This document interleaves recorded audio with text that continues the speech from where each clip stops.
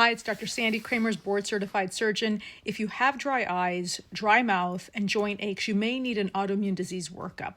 And so if you've been kind of trying to figure out what you should do, talk to your doctor. But in general, I'll order a general marker called the ANA or anti-nuclear antibody.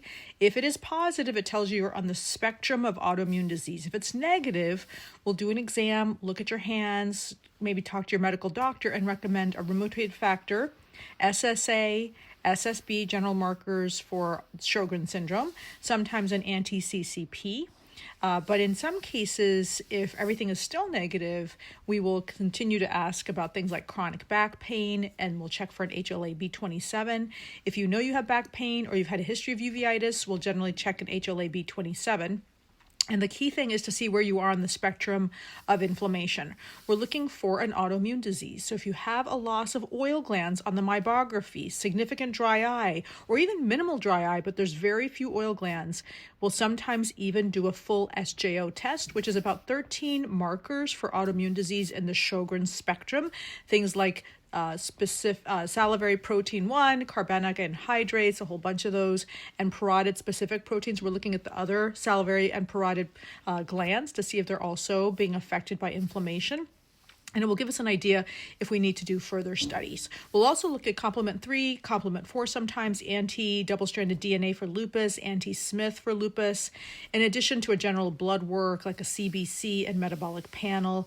And then, of course, the thyroid panel, which includes the TSH, free T4, free T3, reverse T3, thyroid globulin antibodies, the TPO antibodies, and the TSI, thyroid stimulating immunoglobulin for Graves' disease. If you have chronic pain, you might want to get a full evaluation by your doctor for vitamin D levels, vitamin B12, B1, B6, folate, iron, ferritin, homocysteine, and the different immunoglobulin markers like IgA, IgM, IG4, IgG4, ANCA even. I've had a case that I reported in ophthalmology in a case of Wegener's with ANCA level elevated, ACE for sarcoidosis, looking at celiac risk. We'll even do sometimes other tests like a syphilis test, TB test, a herpes simplex test. We're looking for anything like a virus that might be triggering your corneal nerves to fire, which is very rare, but we don't generally pick these up unless you go to a specialist in chronic eye pain. Additionally, they'll do a hemoglobin A1C, uric acid level, cortisol, DHEA, SPEP, and all these different types of tests to just make sure everything in your body is working well. Because if you have chronic pain, we want